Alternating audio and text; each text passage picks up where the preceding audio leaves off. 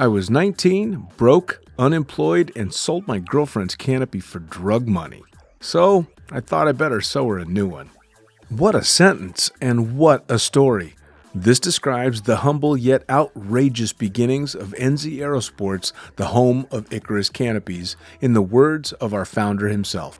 From getting a paratrooper toy from his mom, watching parachutes at the DZ as a 6-year-old, jumping off the wharf with a parachute made from bed sheets, doing his first jump at 16, sewing his first canopy on a borrowed machine at 19, and starting to sell parachutes out of a garage in 1986, Paul Gyro Martin had an undying love for the sky. Our company started with one man with the wildest of spirits and a true blue sky dream, a renegade.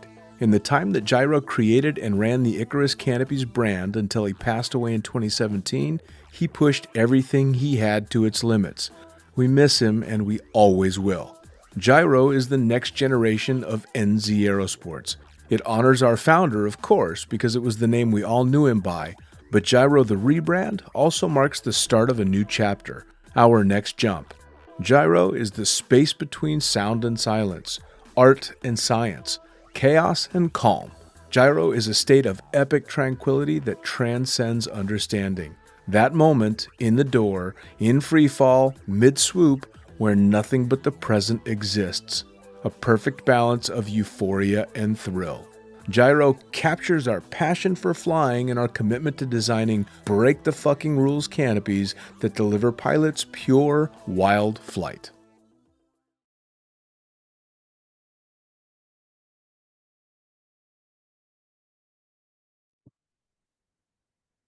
Ready, set, go! Back in the can for another edition of Lunatic Fringe Into the Void. And I've been tracking this one down for a little while, and I know a lot of people would love to hear from this face on the opposite side of the screen. Please tell me, who the fuck are you and what do you do?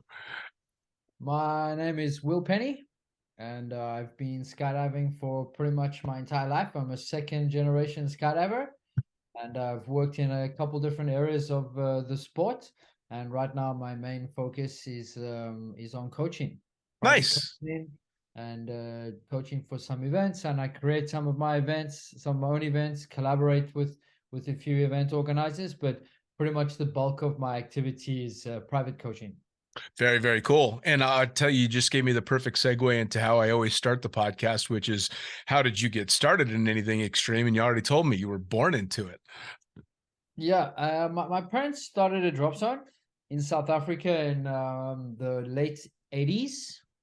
They were working in hospitality, and a big event, a boogie organizer rocked up to my dad's hotel and said, "Look, we want to do a boogie." And he was like, "You want to do what?"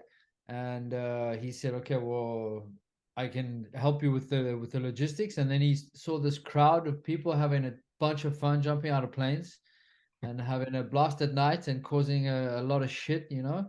So he was, I identify with these guys. Let me give it a go.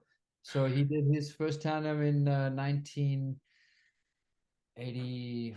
What was it? 80, 86, I think it Okay. was. And then pretty much a few years after that, he decided to build the drop zone because the closest drop zone to them was like a 3-hour drive. So they just decided to go for it, and then they bought a small aircraft, a Cessna, and they were running some pretty massive boogies in the late 80s to mid 90s in South Africa with Hercules and Kaza and big events, big organizers at the time. So that was pretty much my childhood. You know, most of my childhood growing up was going to the drop zone, and I actually loved it even then. You know, I was super into it. I was packing since I was 9 years old, and I was always hanging out in the harness, like doing my cutaway drills. I probably did about 5,000 cutaway drills before I even did my first jump. And then I remember one day I was at the drop zone. I was 10 years old, and I was for some reason a bit like I don't know, in a mood or a little bit bored, and I was like, oh, this is kind of boring. Like we were away for the weekend, and then my dad said, well, do you want to jump? And I was like, well, what do you mean? And he said, yeah, well, you can do a tandem. And I was like, okay, let's go for it. So did a tandem. That was in 1991. I was 10 years old, and I still remember it like yesterday. I bet. And then pretty shortly after that, well, 5 years later, I did an AFF. I got a special exemption to do AFF a little bit early because of the background of my family. So I did AFF when I was 15 years old. Wow. I mean, it's not shocking to me that people are doing AFF at that age when they're raised into it like you were. It would be a little bit different if a 15-year-old just gets permission from mom and dad who don't jump, Yeah. to go out and do AFF. Actually, funny story, because I have an elder and a younger sister, and my elder sister started AFF when I was about 13. And I remember my dad spoke to the instructors and he said, "Hey, if you want, you can do AFF now." And I remember I was like, not that I didn't want to do it, but I was like, it's okay. I want to wait 2 more years. So I could have even started a bit early. But anyway, 15 is a good age to start, I suppose. And yeah, and then skydiving was kind of slow for me in my teenage years. I was still at school. And then when I finished school, I took 1 year off to as a gap year, let's say. And I was traveling in Australia and Indonesia, surfing and skydiving. And then I went back to South Africa to study. I have a education in industrial design. And then when I finished industrial design, my education in Cape Town, I was like, okay, well, I did pretty well in design and I really enjoyed it, but I also really enjoy skydiving. What should I do? And then I asked my parents, I remember the conversation. Was in their kitchen. They were living in Kenya at the time. I said, what should I do? I'm at this intersection in life. And they were like, are you seriously asking us the question? You know the answer? And that was what they said.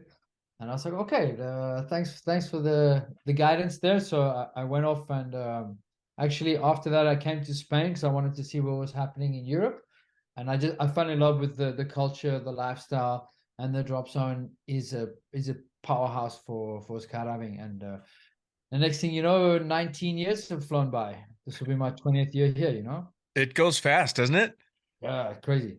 It's it's funny that you mentioned that your parents told you you already knew the answer to the question you were asking them, and it's funny because I've had people say that before, and you look back at some of the decisions you make growing up and realize I fucking knew what I was going to do, even though I was trying to pretend to myself that I didn't know, and you lie to yourself and Yeah. play the game, but you know what you're going to do. Yeah, and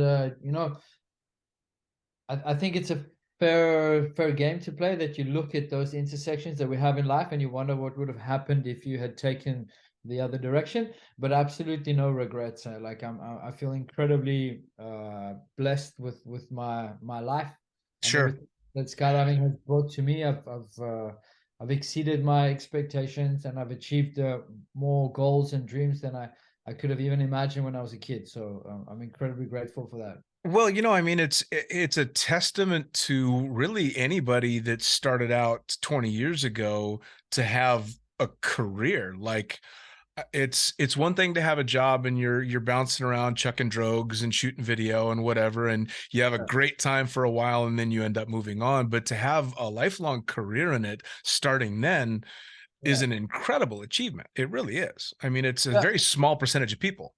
Yeah, you're right, and it's something that I only kind of realized in the past 5 years. Some people are like, "Well, it's pretty impressive," and I was like, "Ah, but it's just been my reality." But I started on the bottom, bottom of the ladder. I was first job in Imperial Bravo was cleaning the pool and cutting the grass. Then I started packing, and then the next season I started doing videos. So I did a fair share of tandem videos. I did like 7,000, but at the same time I started to do a bit of coaching, and I was always training in free fly. At that time we had the free fly world champions here at Babylon, and then they asked me to come into the school. So I was like a part of Babylon while I was still working for the drop zone. And then at some point, I remember it was like a Sunday afternoon, and I'd done like 20 tandem videos. It was about 9 at night because we jumped till late here. And then they called my name for another video, and I was like, you know what? Like, if I'm being honest with myself, like I don't want to go. Hmm. I'm kind of getting done with this tandem video thing. So I was at this intersection again, and I was like, okay, well, if I don't reinvent myself within the sport, I'm gonna end up burning one of my passions. So I took a leap of faith, quit my job, and decided to start competing. Nice. And that was a huge reinvestment into the sport of time and resources. Sure. And and that was yeah, big game changer for me to branched into a whole nother sector of the sport. Sure. And then since then, that journey was 5 years of competing, and then from there, it took me on to being 100% in private coaching and coaching. So Sure. You know, it's so funny that you'll talk to people that are outside the sport and outside the industry, and you tell them, I quit my job to continue to go to where I worked to do exactly what I was doing. And they, what? yeah, they can't wrap their head around it. Wait a second. You quit your job, but you're going back to the same operation and putting on Yeah, the same equipment and jumping out of the same planes. You're just doing something different on the way down. yeah. I didn't. Also, kind of got a little bit tired of the corporate game. A corporate as skydiving can be, but you were in Dubai. Yeah, yeah. So skydiving Pura Brava, it's not a club. It's a professional drop zone. So I was getting a little bit, a couple things, like a bit repetitive, the job of shooting videos. But it brought me a lot. But it just inside of me, it got a little bit repetitive. And then just working for a drop zone and having to answer to people, sorry, that kind of ran its course. So then I was like, no, like from now on, I'm going to do my own thing. I'm going to call my own shots. I'm going to decide who I'm going to work with, how I'm going to work with them, and just take a little bit more control of my own professional life. Sure. And and that's been very liberating. That gives me a lot of freedom and a lot of space to make my own choices, and I do my best to make the best choices. I'm fortunate in that way that I can more or less choose who I want to work with. I have quite a bit of demand for work, and I can decide where I want to go and who I want to work with. So I mean, that's kind of the pinnacle, right? That's the ultimate goal for at least most of the skydivers that I know, is to finally get to a point where they're the one calling the shots. yeah. I mean, did you just strictly shoot video, or did you ever end up hauling meat? Were you doing tandems at all? Oh no, I never threw a drogue in my life. Lucky fucking bastard. I've got just over 20,000 jumps now, and I've done 7 tandems as a passenger when I was a kid. So I've never thrown a drogue. It's a super important role, so much so that the guy who took me on my first tandem laid a path for the rest of my life. That Sure. this guy was passionate, full of love for the sport.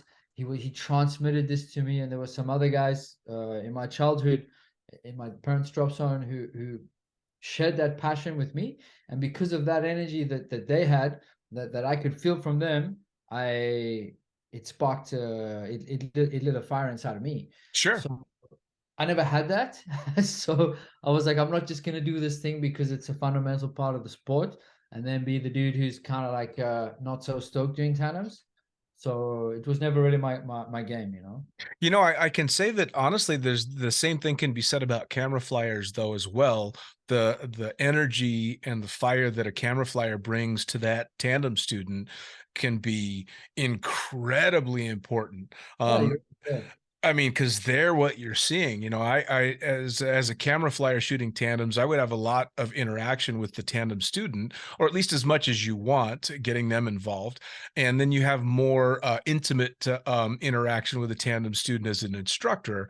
But the cool thing that the camera flyer gets to do in the long term is make that student look cool, right? yeah.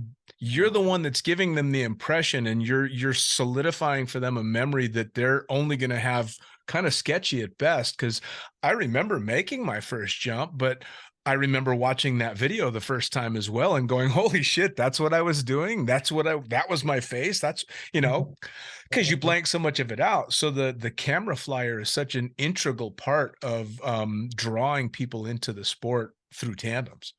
Yeah, no, you're completely right. And when I was competing, my role was a camera flyer. So all of that work I did made me interested in photography and videography with the tandems. And then by the time I started competing, I already had a bunch of jumps flying camera, and I'm really fascinated by flying my canopy. So it's all like many stories in life, right? It's the kind of build up of your different chapters that if you want to carry those things forward, that help you to be in the place that you are today.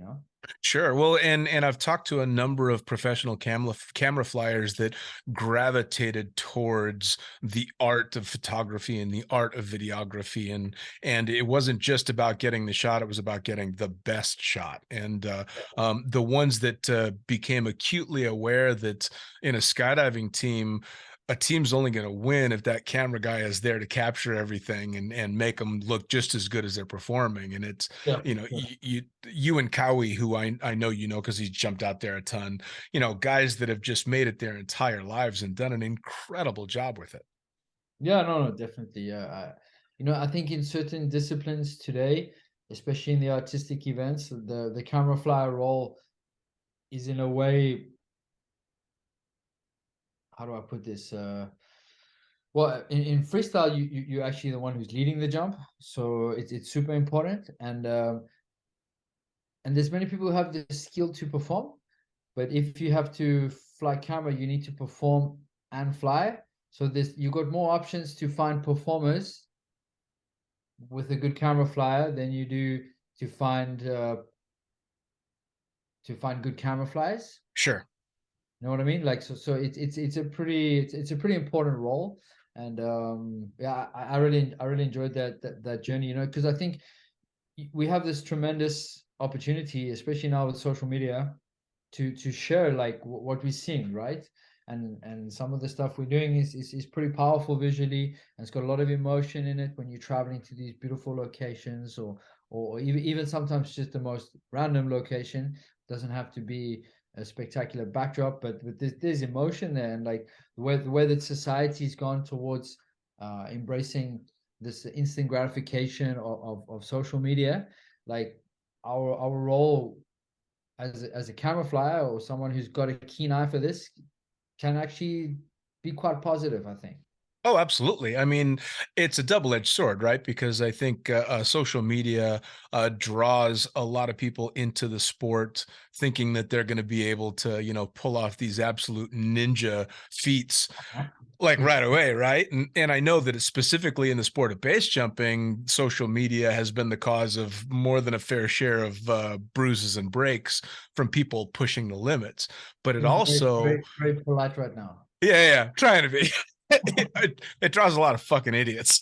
Yeah, it's caused a lot of people to die, and it's not gonna stop neither. No, But that's because we're egocentric, and we love it. of course. But I mean, the flip side of that coin is we're able to reach numbers of people that were unheard of when you and I started in the sport. Yeah, no, you're totally right, and that whole transformation has happened quite naturally. But before, I remember you'd be shooting with your digital camera and you'd be frothing if you got published in one random skydiving magazine Right. uh, somewhere around the world. You go, oh my god, I got published, like this tiny little corner of the page number 65 or something. Whereas now, which only would have like maybe a few hundred or thousand prints, now you can like bust out a video, drop it on social media, and get millions of views. So Right. yeah, it's true. Like and I think more interesting for me is like it would be I think it would be weird to believe that this is kind of where it's gonna stay. Because if we were in like print and video before, now you're on social media, like it's got to go somewhere else, like Oh, where is something else is it? coming. Yeah. Something else is definitely coming. It's funny though, you get so many views, but it seems sometimes very random because I've seen videos that people have put out that are the most incredible videos that have itty bitty views, not that many at all. And then I've seen ones, shit, I had one of me literally just rolling lazily out the plane on a hop and pop that I had have like viral. 50, 60,000 views and I shit myself. I'm like, but I Wow. literally just rolled out of the plane. Does that annoy you when if you post something and this is fucking amazing and it doesn't get what you think? Um, yeah, I would have to say a little bit. because because like you can do this most insane technical performance, everything's absolutely just on point. And then like yeah, because let's face it, like we enjoy the views. It's again, it's a bit of a part of the gratification of what we're sharing. Sure. And, so you put up something that you think is like just 10 out of 10, and then it gets nothing. And then you do, like you said, you do something completely random. Like last year, I had a good example. I had in the summer, I was like at home one night, and I was like, man, I didn't post anything for the past few days. I'm just gonna post a random clip of us tracking with a couple of buddies, and just selected a like a soundtrack from Reels, Right. and it got like 6 million views. And I was like, oh, come on. And then you like travel somewhere insane, beautiful performance. You're like, oh, this one's gonna go completely viral. Nada, you know. So yeah, it's I think not many people understand this part of the game, but anyway, I think there's more important things in life than the amount of views we're getting. But Sure, although the view numbers are can be a direct reflection of another source of income, which a lot of people are looking to try and come up with unique ways to turn a buck in a sport that notoriously can be hard to earn a living in, right? yeah, you're right. Yeah, I look at it in a different way. I'm not like into the monetization of the stuff that I do, but it's more about the sharing my Sure, experience, sharing my point of view, and just the presence, about being present. sure. And Well, now in regard to the social media stuff, I mean, you've got a huge following on Instagram, but is that something that you cultivated, or did that just come about through years of putting up great content? um, yeah, I'm not sure if the cultivate and use thing, they seem quite connected to me. But I got on Instagram in 2013. So you've been at it a while. Yeah, but I was just randomly just doing something because I've been interested in seeing where the tech is going, you know, with social media. Sure. I wasn't very active on it, but then I think it was 2015. Instagram actually bought one of my photos when they launched stories, Oh, wow. uh, and then I got like a bunch of followers, and then actually last year I've just been chipping away, you know, just doing my stuff. Like I don't really do it for anything else besides the fact that I like to share what I'm creating, Sure. because I've done some. Well, that's basically the reason. And then um, last year I got a few videos in the space of like a month that went viral, and I got like 100,000 followers pretty quickly.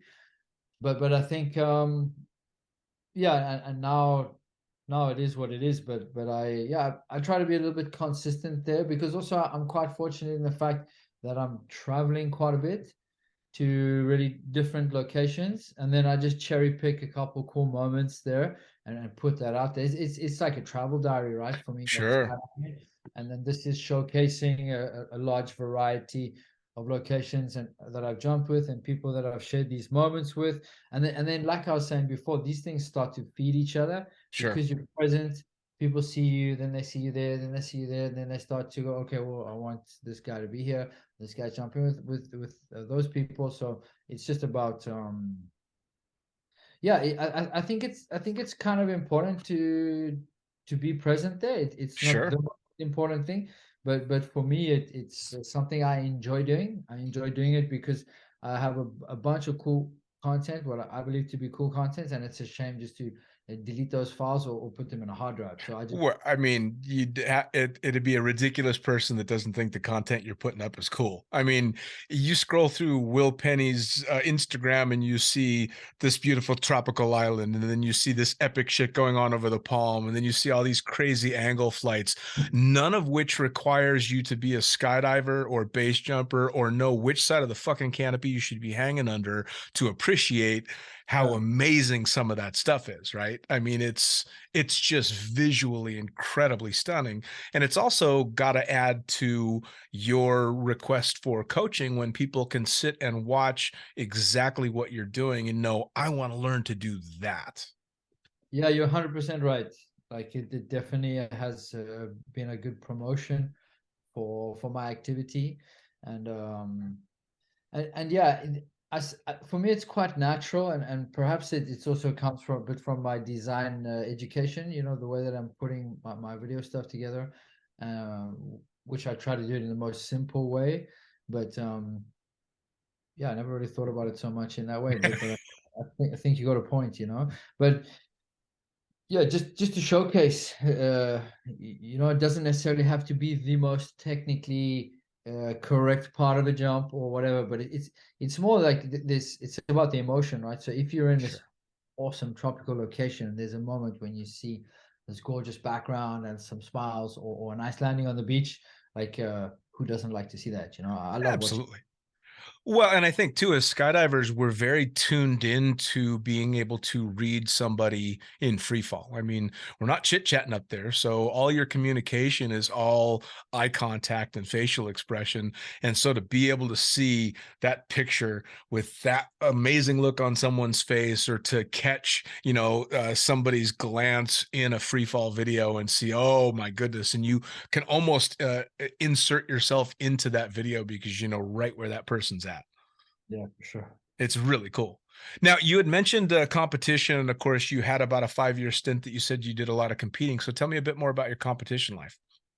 My competition days started in 2012 for our preparation for the Mondial in Dubai on the Palm. And I was in Babylon at the time, and I joined the free flight team I joined the free flight team, a new free flight team in 2012 when we went to the French Nationals, and we won actually. And then they sent two teams to Dubai for the Mondial. And at the Mondial, we actually came third. And then I was representing France at the time, even though I'm a South African national living in Spain. But basically, Babylon is a French school, Sure. so we were representing France with the rest of my team was French. And then I had my license, but the team was just a 1 year project. I had my FAI license from France, and then my freestyler Johan Abbey contacted me in 2013 because his team also split up, and he said, "Would you like to do a team?" And I said, "Okay, let's check it out. Let's see how the human side works. Let's do some jumps." And we did our first training just across the border of Spain, where I live, and in France. And it was just amazing, like really, really cool vibe, insane flying. And then I went on that road for another 4 years, and I mean, yeah, it's got to be a pretty incredible road, right? I mean, you're pairing up with somebody and giving 110% to achieve, an incredible dream that most skydivers really covet. I mean, when you're able to do something like that and put your all into it, it's that's rare air. yeah, you're right. You know, it there's a lot of investment from your side, like in terms of time, money, and yeah, personally, like yeah, it's quite a big thing, especially in skydiving, because you know in the tunnel you can decide to do an hour of training, go to the tunnel today and do an hour of training. Skydiving, you can decide to do 60 jumps, go for a week and do 10 because Yeah, of weather, and so it takes a lot of time. But we were also in the right place in terms of having a tremendous support from Skydiving Puerto Brava. They gave us, like, in our first year, 2012, like 700 team jumps here, sponsored. Um, and then when we went into the French team, we had I don't know, I think 500 jumps a year. And the French Federation is incredible in that way. Like, they really support their teams. yeah, So, and behind that, you've got a couple generations of competitors. So you're getting all of this knowledge from, like, the OGs of competition, right, and then they transmitting this knowledge down into disciplines that didn't exist when they came up with these tools. sure. So I feel super grateful for that journey. Like, I'm really honored to have been part of the French national team, and that methodology of training and competing is something that I still carry with me every day that I skydive, and I transmit certain parts of that to the people that I'm training with, right? Sure. I mean, it also it's a very cool thing, and a testament to the sport that it's so multinational, right? I mean, it's multinational, multicultural. To be a South African jumping in Spain, competing for France, and then traveling the world that's really cool. Yeah, no, you're right. You're It right. really is. I mean, because what it tells me is that once you're invested in the sport and in the community, it's not where you're from; it's that you're a skydiver. Yeah, exactly. Yeah, You know, it's just yeah. part of the sport. So when you decided to stop competing, was it a conscious thing? Like, all right, no, I've done this, I've achieved my goals with competing, and I want to go specifically to this, or did it just kind of end up going that way? It was a completely conscious decision. I felt like it had run its course in my life, and it was so good. It was really hard to let go, but I could have stayed there until now. Like my teammate in freestyle is doing his last competition now, which is I stopped in 16, so he's still gone on for what's that, like another Hmm. 7 years, you know. Yeah, yeah, And that would have been great because the thing is like competition is cool, but training is awesome. You know, that's the hardest thing to let go, at least for me, was to when you compete, you have the best excuse to focus on a lot of training time. Like nobody can touch it. You're like, no, no, training, no, you yep, know. So you make the best excuse in your life to get better. And that was a really difficult thing to let go because even if you're not competing, it's you're still gonna train, sure, but not that intensely, you know. sure, So but at the same time, there were other things that I felt I really wanted that I didn't have while I was competing. Time, sure. money. Uh Well, it's a huge personal sacrifice, right? I mean, yeah. not just in the wear and tear on your body and going out and having to really put your all mentally and physically into this craft that you're putting together, but you're sacrificing time and money and social life and all of that. I mean, that's got to be a really big personal sacrifice, no? Yeah, is it a sacrifice or commitment choice? I try to not really put the word sacrifice too much in my vocab because Sure, I believe that we can look at a lot of it sacrifice, but it's choice. And sure. sometimes it does feel like a sacrifice. I Right. agree. And that's exactly what I didn't want to make those compromises. And I was like, no, okay, like I'm good. So I stopped competing and I'm really happy with that decision. And it's 10 years next year since I started. No, I lie. So it's 10 years since we won next year. But yeah, so it's been 7 years now since I stopped competing. But I'm super happy with that decision. Don't get me wrong. Like now I have a bunch of time, but it also goes back to what I was saying when I stopped my full-time corporate skydiving job. I wanted to be in charge of my time. And when you're in a team, you're in a team dynamic with your teammates, so it's a super intimate relationship. And then you're in a national team, and then you're representing a national federation, and you are on the time frame of international FAI competitions. So you are not the one who decides tomorrow you're going to, I don't know, Maldives or Bora Bora. You know, it's like Sure, so sure. Well, there's a lot on your shoulders. I mean, because it no longer just becomes about the competition. It's about the competition. It's about the sponsors. It's about all of these different things, you know? yeah, definitely. But like like since then I've yeah, life is great without competition too. It's like I loved it, but I'm in a good place now with my personal life, with my personal professional goals and objectives, and yeah, there's more space for people I Sure, find in my life now, and like and relationships like that. That was pretty hard for me because I kind of just I never really went into competition just to kind of do it. I went into it to give everything I had, sure. and that was a beautiful journey. But wow, it's you're on a different planet, huh? Yeah, it requires a singular focus. I mean, Exactly. Yeah. yeah, it's tough to let anything else in when you're doing that. And that's not to say that it's a bad thing. It just is Oh, what it is. You know, I mean, you're pushing for this particular goal and it takes something for it. But it yeah. sounds to me like you're very personally disciplined in your ability to go, this has been a good ride. This has been a good journey, but it's time that I stepped off of this ride and looked for the next one, which a lot of people can't do. But that's actually really cool because now that you mention it, you're right, huh? It's I've never really made those connections so clearly.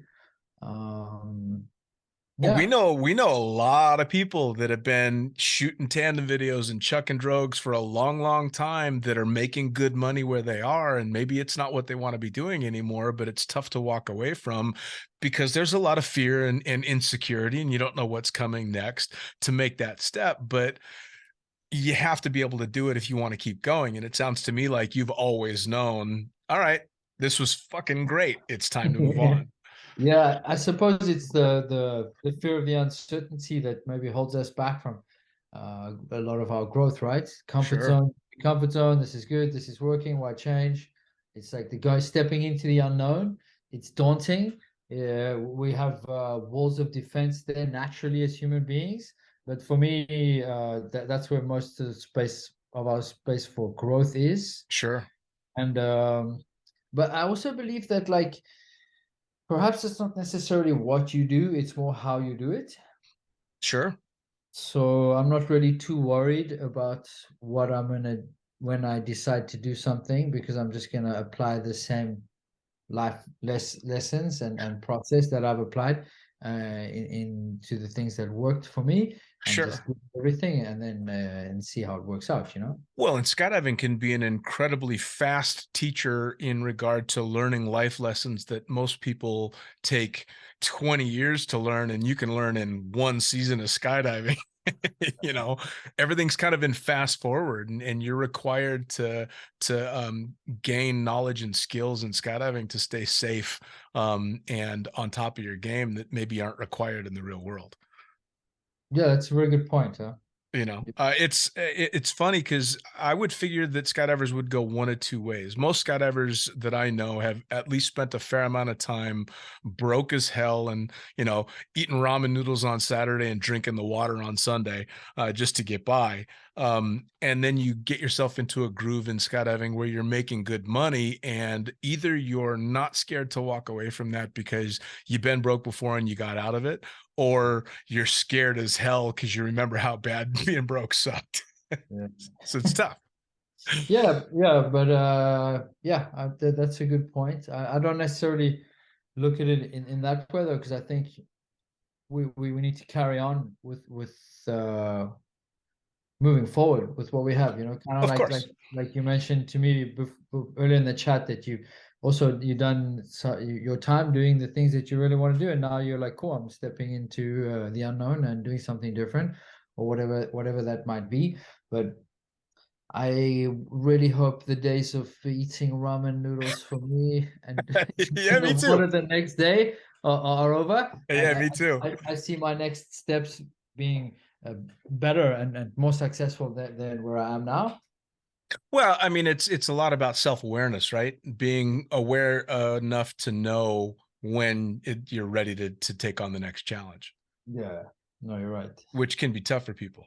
So you decide to step away from competing and go strictly into coaching. Was it straight into holy shit, I'm super busy, or was there a time when you're like, okay, let's see how this is going to go?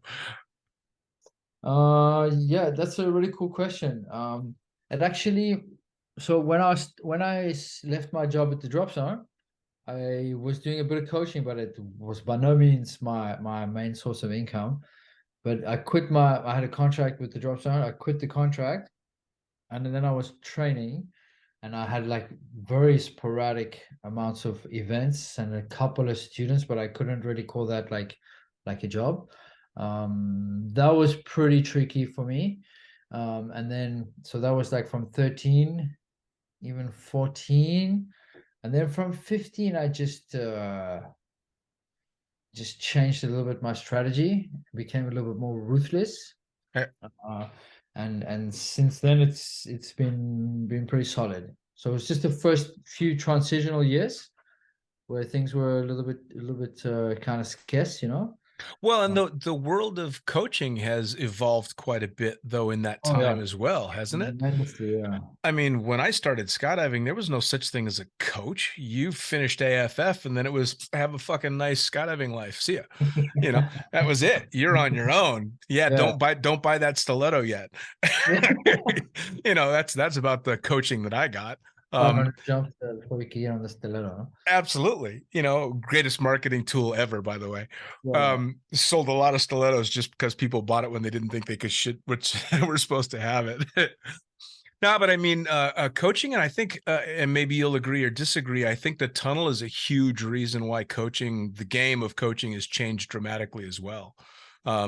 because it's become so prevalent in the tunnel, and it seems to, at least from my perspective, have transitioned into the skydiving world as well. Yes, I believe it's also it's very dependent on the location, right? Like Dubai is a great example, and Emporia is another one. Like there's some drop zones that have a culture of coaching, Hmm. and they also have the right coaches there. So it also depends where you place yourself, you know. And here in Emporia Bravo, there's like a lot of very experienced coaches in free fly and in canopy flying and in many disciplines. There's a really high level of coaching. So over the years, it's got a reputation for that. So people come here, but I think at the same time, like what you mentioned before was a good point. How like the tunnel has bred this culture of coaching in the sports, especially when people start, they do tunnel, and then they go, okay, cool. Like now I want to jump, so let me follow with the same kind of training plan. Mm.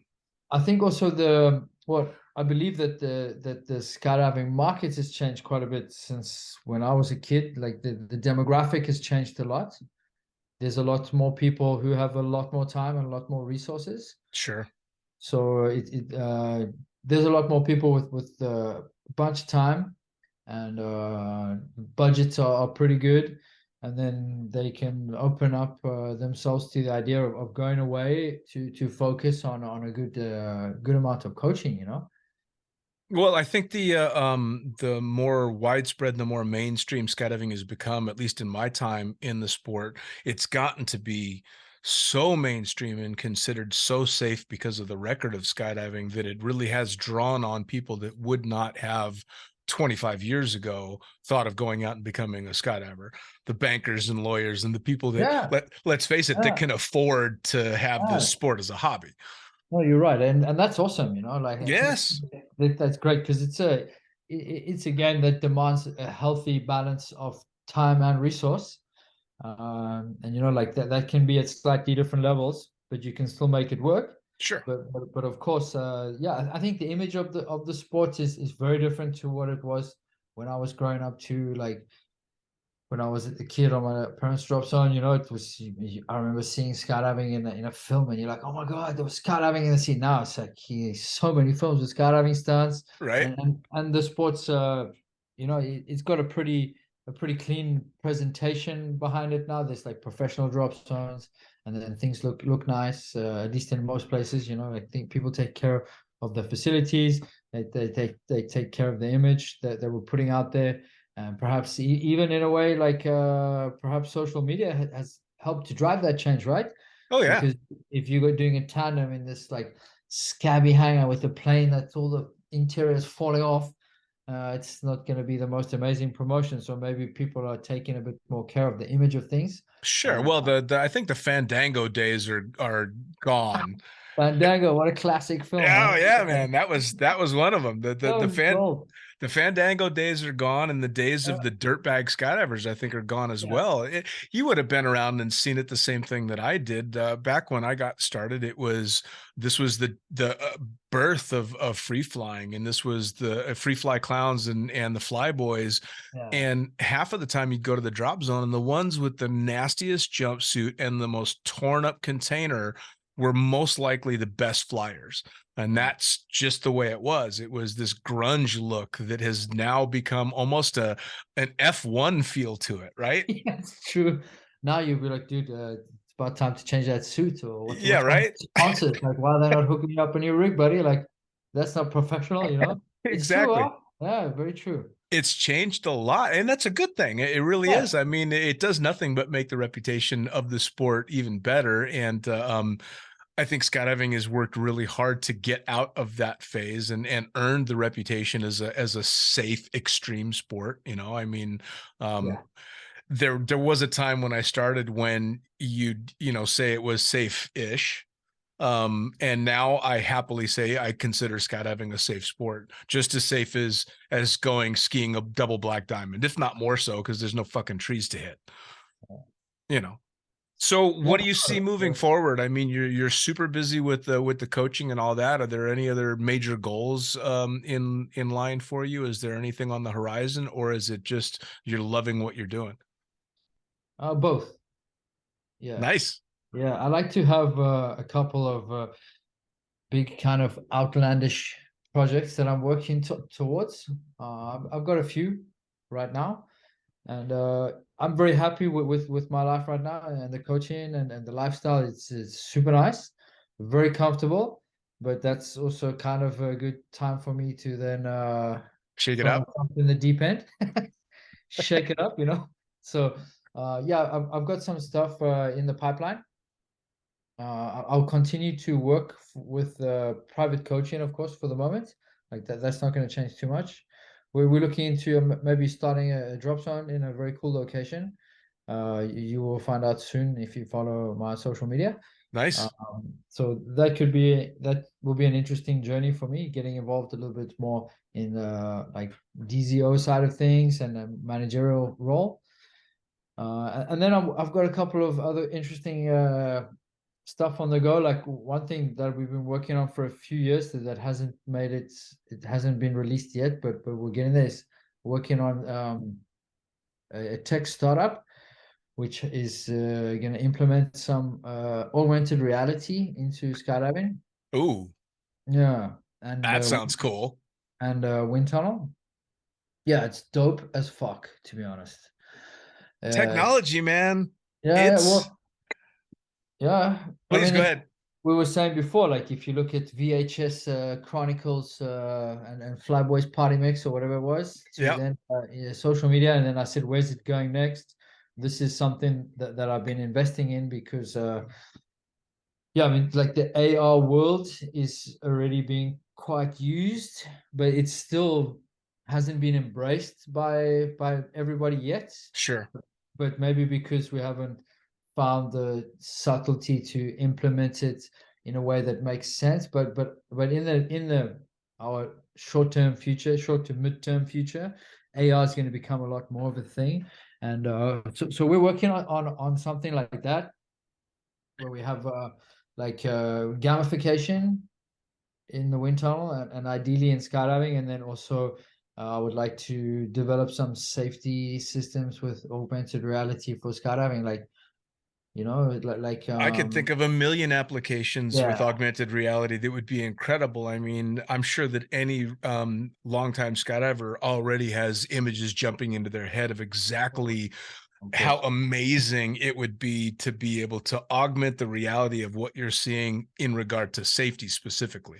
exactly, yeah, like TCAS, for Oh my example. God, are you kidding me? Make canopy collisions a thing of the Yeah, past? yeah. So that's a huge. That's one of my biggest contributions. I would like to leave uh behind, let's say, because it's gonna take a Sure. long time.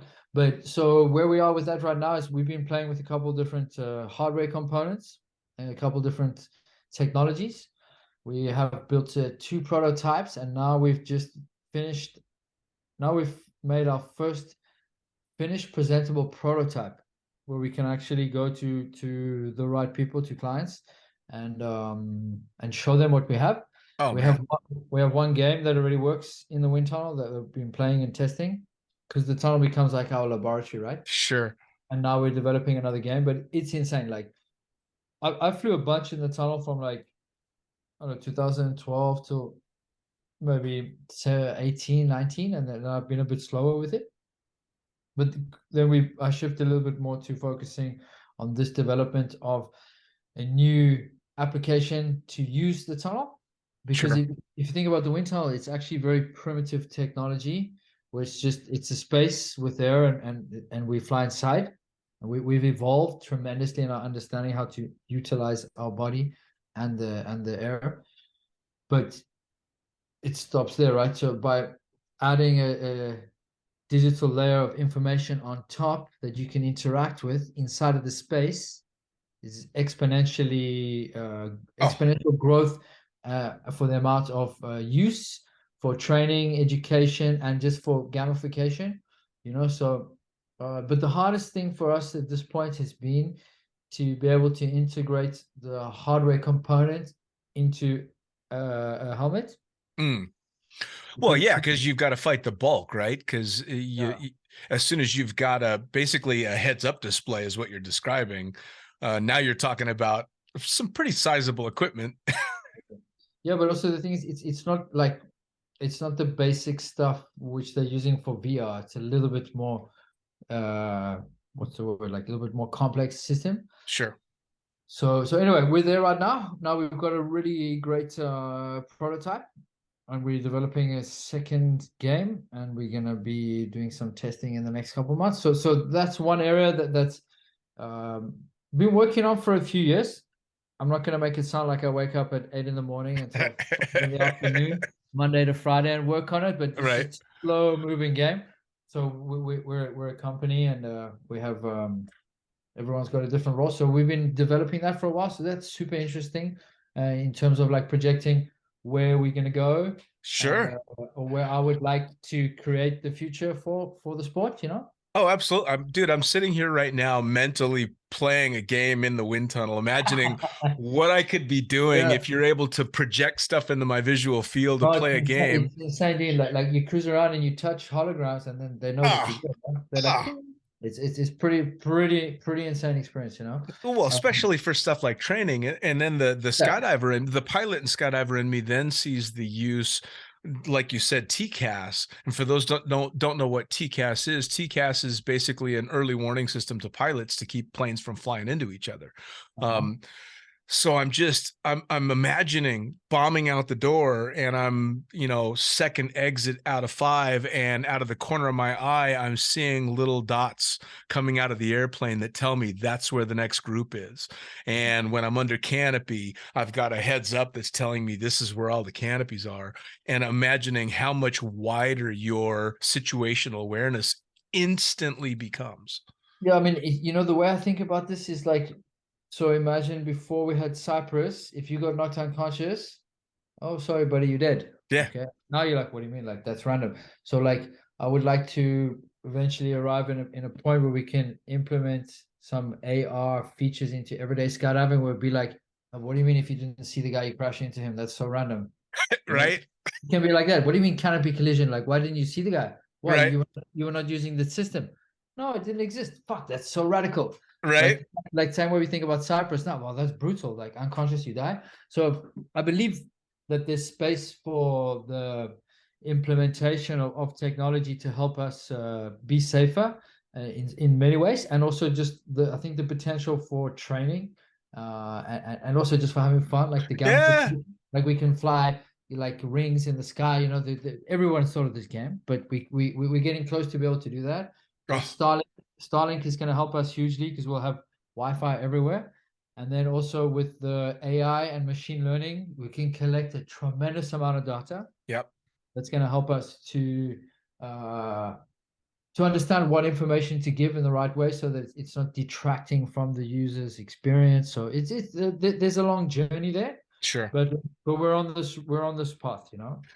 It's funny. I wanted to say that I consider us probably to be the luckiest generation of skydivers because of all the things we get to see. But then it dawned on me that skydiving is still such a young sport that guys Yeah. like Lou Sanborn and Bill Booth that helped kick off modern skydiving are still enjoying this shit with us. Yeah. No, but it's true. And I mean, yeah, I think you made a good point, because I don't know if this is just random thought, but I feel almost we're kind of in this middle generation of Yes. skydiving, because we weren't the pioneers. There was a couple generations before, Yep. but we've also seen like where it came from, and we're in this middle, and now what the middle. It's been also another one after us, Yep. and we get to see where it's going forward. But I believe there's a tremendous amount of growth for the implementation of technology, much like the wind tunnel. It's technology that revolutionized the sport. Yep. So, It's yeah, it's an exciting time to for me to become a born again fun jumper and just kind of get to watch it all happen and experience bits and pieces of it. It's nice to not be in the cockpit all the time, so I get to see it happening and talk to the people like you who are at the forefront of all these new things. And I can't even all I know is shit's just going to get cooler and cooler. I can't yeah, imagine what it's going to be, but with yeah, stuff like augmented reality and more safety and more freedom to just go out and have a whole lot of fun, it's going to be a wild ride. yeah. I agree. It And really is. I think we have a certain amount of power within us to create that reality too. Yes. You know, Yes. we can invest and believe in creating the future of the sport, you know. Well, and one of the cool things too is that in the sport, everybody wants you to succeed. I want you to succeed because what you're going to be doing is cool as hell. So the there's lots of friendly competition in skydiving, but at the end of the day, we all Super good want point. skydiving to move forward, right? It's a super good point. Yeah, you might have competitors, but in manufacturing, but they're all buddies. It was like you and me, best friends. So we decided making something together. And we went our own ways, but we're still friends. You know, it's a. Exactly. Well, it's like you've got an Optimum shirt on, and I've got an NZ Aerosports sign I don't hanging judge behind you. me. Exactly. We're the competition. It's A little bit. Not to judge you. it's funny because I've had the PD boys on, and I've had the NZ Aerosports guys, and of course I'm sponsored by NZ Aerosports, and it's their podcast with me. Yeah, But it's one big family, and yeah, of course, man. Of the course. if you were to ask one manufacturer if they could snap their fingers and get rid of the others, would they? Every one of them would No go, "Fuck way. no, these are my No, no, friends." no, no, no. Yeah, exactly. Yeah. No, Everybody's pushing forward. but that's a really beautiful comment that you just made. Like everybody does want everybody to succeed, and that's what we've seen. You know, like our with this example of the AR project, like our biggest steps forward have been from friends being involved that have tested it, that spoke to another friend because this guy's looking for that, and that's life, right? Because it's such a small industry that as soon as you spark an interest or you hear about a common passion or drive to do something, everyone's just going to connect you to the people because the right people because the industry is in the palm of your hands, you know? Absolutely, absolutely. Well, and it's again, it always falls back to the fact that skydiving is one huge community worldwide. Yeah, you're right. You're right. It's just one big community. We all have a very common bond, and even though we're different people and we don't always get along, we've all got the same goal in mind, which is safety and skydiving and going out and having a lot of fun with our friends. Yeah. So tell me, people want to come coach with you. It's kind of an exclusive club. I know you work really hard. So how do they get a hold of you for coaching? Do you travel for coaching? What's the deal? Yeah, I'm pretty much based in Empura Brava. I like to believe all year long, but that's not true. It's mostly from April until about end of October. I stay here. I do my best not to travel in those months. Um, and then in the winter months, I'm a bit more happy to travel. I love the adventure of traveling. I love meeting new people or going back to meet same people and you know my local stomping grounds. It's always good. So I get some requests to go abroad in the winter. Well, basically, I get requests to go abroad, but I generally try not to push for those unless they happen in my winter months. Mm, Um, so that can take me anywhere around the world. Otherwise, from now until April until the end of October, I'm in Empuria Brava, and then I bring all of my work here. cool. So people usually contact me. They find me on Instagram and write me there, and then we start a chat, and then I send across my terms and conditions, and we have a little chat just to make sure we're on the same page. And then um, and then in the winter months, like when people want to train, I do my best to move to slightly more reliable weather. You know. Sure. Sure. Absolutely. I mean, that sounds like a pretty damn good life to me. Yeah, no, I'm not complaining. I'm not complaining. Yeah, summers in Spain, winters traveling to warmer climates, man, that doesn't sound too bad. Well, Yeah. it's very cool that I was able to finally get time to sit down and talk to you only because you've been a busy guy. But you were infinitely approachable and got back to me right away on Instagram. So for people that are looking for coaching for you, feel confident that if you send a message on Instagram, you're gonna hear back.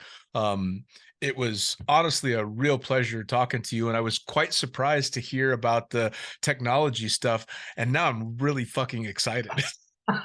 Well, you watch this space. We're gonna have an interesting few months, and this year is gonna be big. We got some other really cool sectors, a little bit disconnected from skydiving that we started to build some relationships with. So, pretty positive that we're gonna take some great steps forward this year. That's But epic.